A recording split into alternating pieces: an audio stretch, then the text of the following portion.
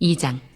레위 가족 중 한 사람이 가서 레위 여자에게 장가들어 그 여자가 임신하여 아들을 낳으니 그가 잘생긴 것을 보고 석 달 동안 그를 숨겼으나 더 숨길 수 없게 되매 그를 위하여 갈대 상자를 가져다가 역청과 나무진을 칠하고 아기를 거기 담아 나일강과 갈대 사이에 두고 그의 누이가 어떻게 되는지를 알려고 멀리 섰더니 바로의 딸이 목욕하러 나일강으로 내려오고 시녀들은 나일강가를 거닐 때에 그가 갈대 사이의 상자를 보고 시녀를 보내어 가져다가 열고 그 아기를 보니 아기가 우는지라.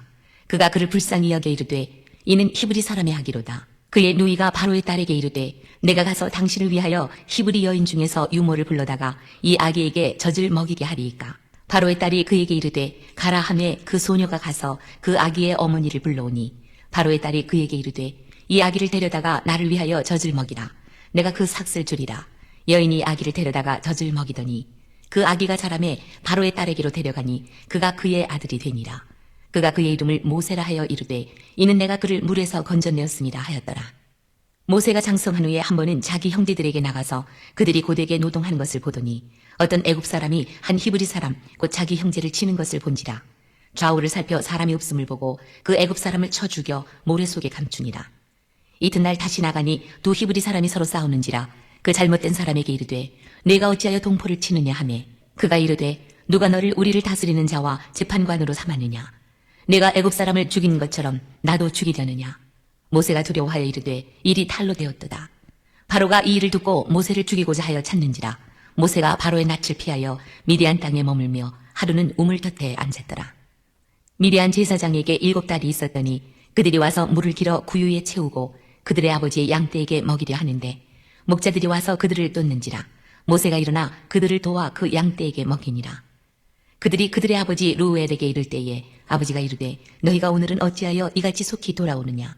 그들이 이르되 한 애굽 사람이 우리를 목자들의 손에서 건져내고 우리를 위하여 물을 길어 양떼에게 먹였나이다. 아버지가 딸들에게 이르되 그 사람이 어디에 있느냐. 너희가 어찌하여 그 사람을 버려두고 왔느냐. 그를 청하여 음식을 대접하라 하였더라. 모세가 그와 동거하기를 기뻐하며 그가 그의 딸 십보라를 모세에게 주었더니 그가 아들을 낳음에 모세가 그의 이름을 게르솜이라 하여 이르되 내가 타국에서 나그네가 되었습니다 하였더라. 여러 해 후에 애굽 왕은 죽었고 이스라엘 자손은 고된 노동으로 말미암아 탄식하며 부르짖으니 그 고된 노동으로 말미암아 부르짖는 소리가 하나님께 상달된지라.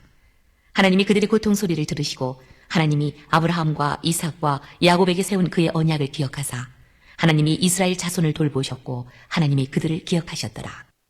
출애굽기 1장에서 애굽 왕이 히브리 남자 아이들을 모두 죽이라는 악랄한 명령을 내렸음에도 불구하고 이스라엘 백성은 더욱 번성하는 기묘한 하나님의 섭리를 보았습니다.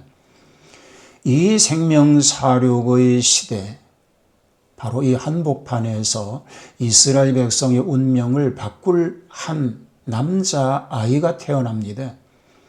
그의 부모는 아이를 석 달 동안 숨겨 키우다가 더 이상 감출 수 없게 되자 갈대 상자의 역청과 나무진을 칠하여 나일강가에 띄웁니다. 강물이 곧 죽음의 상징인 그곳에 아이를 맡긴다는 것은 부모의 처절한 믿음과 절기가 담긴 행위였을 것입니다. 바로 그때 상상을 초월하는 놀라운 사건이 벌어집니다. 애굽 왕의 딸이 목욕하러 나왔다가 그 갈대 상자를 발견하고 그 안에 울고 있는 히브리 남자 아이를 측은히 여겨 자신의 아들로 삼기로 결정합니다. 아이의 누이가 기지를 발휘하여 친어머니가 유모가 되도록 하는 지혜까지 발휘합니다. 그리고 아이는 이렇게 이름이 붙여집니다. 오늘 우리가 함께 묵상할 출애굽기 2장 10절 말씀입니다. 그 아이가 자라매 바로의 딸에게로 데려가니 그가 그의 아들이 되니라.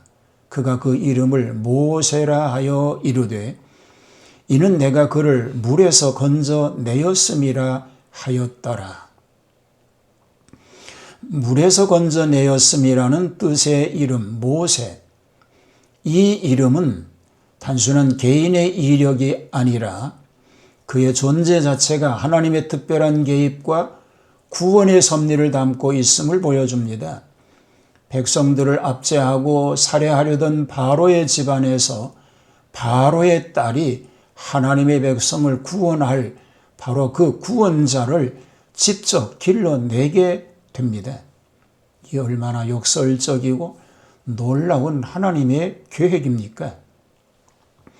애굽의 최고 권력과 문명을 접하며 자라나는 모세는 훗날 이스라엘 백성을 애굽에서 이끌어낼 준비를 하는 동시에 자신의 히브리 민족으로서의 정체성을 잊지 않으며 고통받는 동족을 향한 깊은 연민을 품게 됩니다.